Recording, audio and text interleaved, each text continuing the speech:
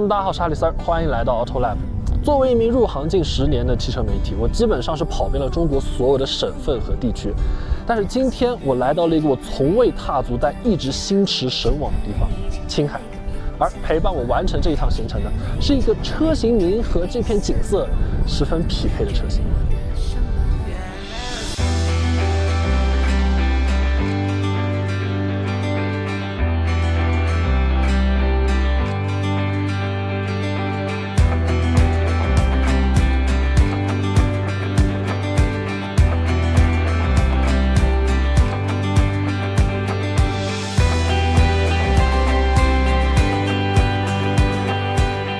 不知道你们怎么想，但是我一直认为一汽大众的揽字辈和探字辈在命名上听起来就要比上汽大众的途字辈要显得更加有霸气一些。或许只是因为一个是开口音，一个是闭口音，但是呢，这两个 SUV 家族的旗舰车型，也就是揽境跟途昂，其实它们的外形设计的风格和它们的命名，我觉得是反过来的。途昂是一个非常标准的北美大众的设计手法，所以说它会显得更有力量感，线条更加的平直。而揽境呢，你会觉得它整体的设计会更加的内敛，更加低调，甚至有一点点 MPV 这种更偏家用的气质。而这一点在今天这台全新揽境上是得到了一些提升，它拥有了一个全新的前脸设计，有了更大的进气格栅，全新的一个车灯样式，而且还有 R-Line 的一些运动点缀。而如果你觉得这辆车看起来显得太过于运动了，有点不够稳重，和老款车型一样，它也依旧是提供了标准版的车型，且它的前脸也同样是做出了一些提升。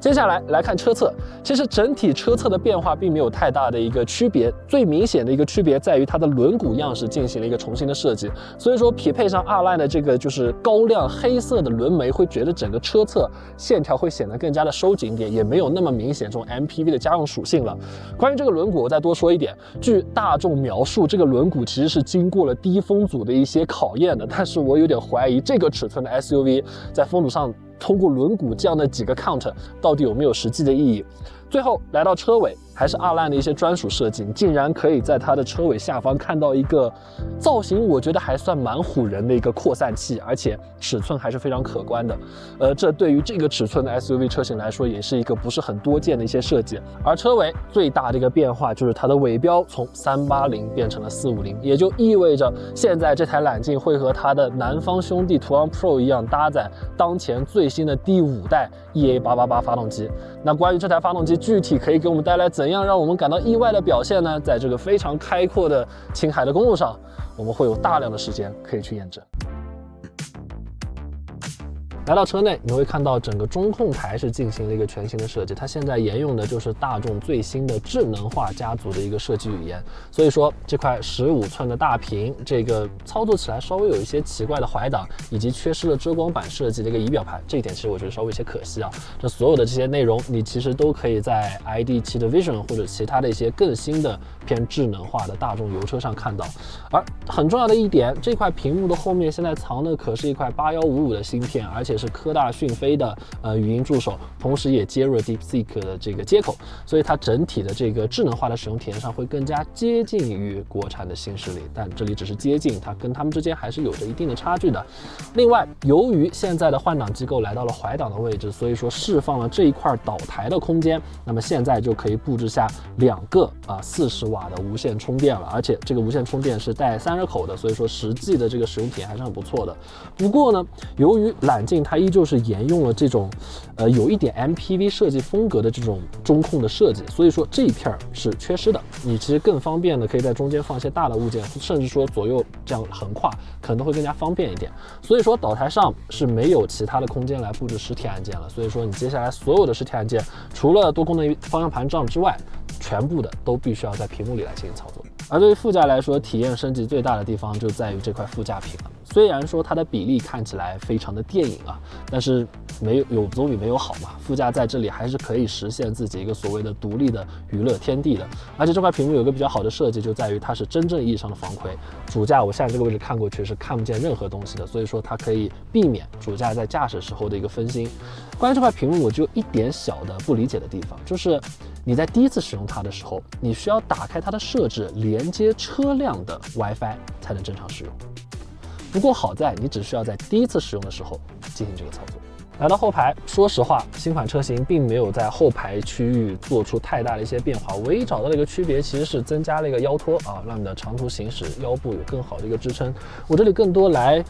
描述几个我觉得比较有意思的细节。首先，揽境的我们今天是6座版，它为了中间的这个中央过道，其实真的是花了很多的心思。首先，它把门板上所有的功能全部上移，比如说车窗键、门把手，然后它把这个扶手也整合在了座椅上，为了什么呢？就是为了让这一片你的外侧手可以有更多的一个放的空间，而同时你看它这张座椅甚至比前排的座椅还要再往外移，你的轴心其实是对不上的，也就意味着你中间这个过道可以有更大的一个空间。我觉得这是非常标准的一个德系思维，它为了实现一件事情，让所有的这些设计都为了它而服务。第二，在于它的座椅按摩，这辆车只有2排的这2张座椅有座椅按摩，前排甚至都是没有的。再配合上这2个独立的这个扶手啊，车反而给了你一种这个商务 MPV 的气质。而这个座椅按摩虽然说它的所有的功能其实是单独整合在这个座椅里，你没有办法通过车机去唤醒，你也没有办法在这种控制面板上面去使用，但是它的整体的使用体验我觉得非常的出色，它的力度非常的好。坐在后排呢确实是有更好的去享受。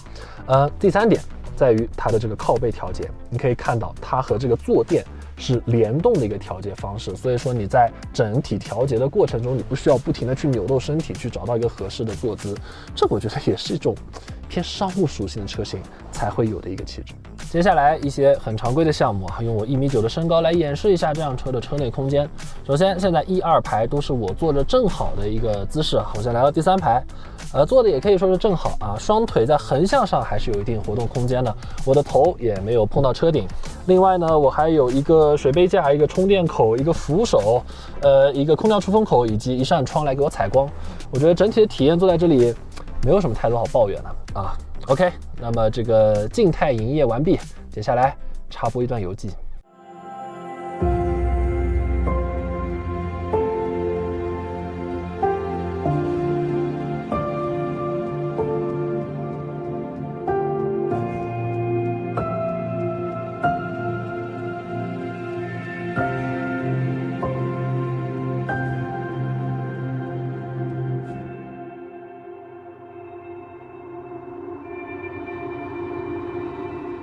非常抱歉打断各位来欣赏这些美如画的风景啊，但是非常可惜，作为一个汽车媒体呢，我的这个人文和地理的知识都显得比较贫瘠啊，所以没有办法用太多的语言来为大家描述本次这个行程的壮丽和艰苦，只能有些画面来给大家展示一下我们作为媒体人的幸福，不是辛苦啊。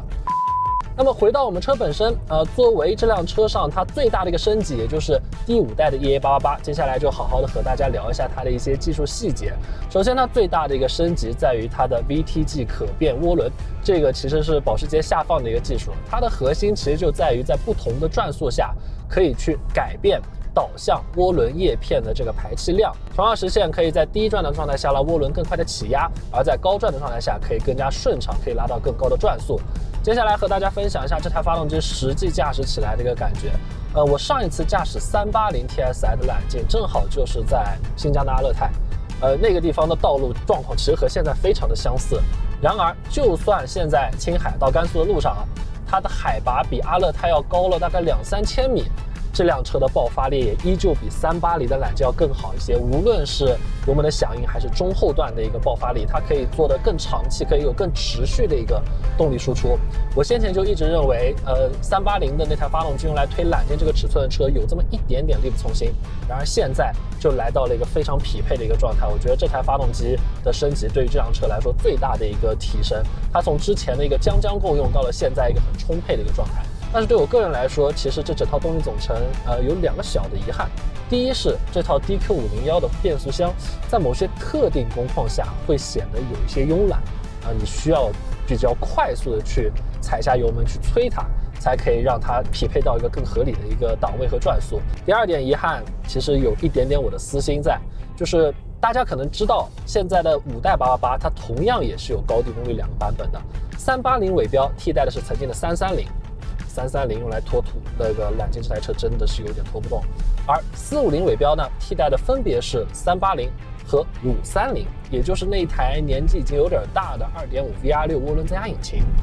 那台发动机说实话，它整体的动力表现并没有很突出，它在大概3000转以前的这个油门响应是非常的慵懒的。然而，当它的转速突破3000转之后，它所迸发的声浪以及它这种加速的这种推背感，它的这种动力的饱满的感觉，是4缸发动机没有办法替代的。而现在为了可能更低的售价、更好的燃油经济性，我觉得这台6缸发动机不会再出现在这台车上了。这对我来说会是一点点小的遗憾。至于动态其他的部分，我简单的来聊一些相比老款车型的升级。首先就是底盘的升级，它的 CTC 进行了重新的一个标定。从现在我非常主观的一个感知来判断，我觉得它对车身的控制会显得要更加的游刃有余一些。无论是大的侧倾，还是说在颠簸路面上遇到一些大的冲击，它的车身动作都可以更快的趋于收敛。所以我觉得这对于驾驶动作比较激烈的这个驾驶员来说会是一个好消息，它的车身可以趋向更加的平稳，且更快的来到平稳的一个状态。虽然说有人可能会好奇啊，为什么它不像途昂 Pro 或者8代 GTI 一样给一个多档可调的一个 CTC， 它现在只给了舒适的运动2档。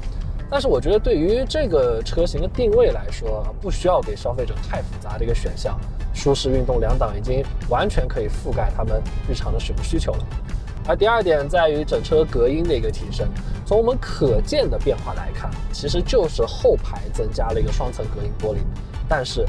它的隔音，它的 NVH 表现真的非常的出色。我现在是100巡航的一个时速，然后再加上它一个相对比较高耸的一个车头，我看不到离我很近的地面，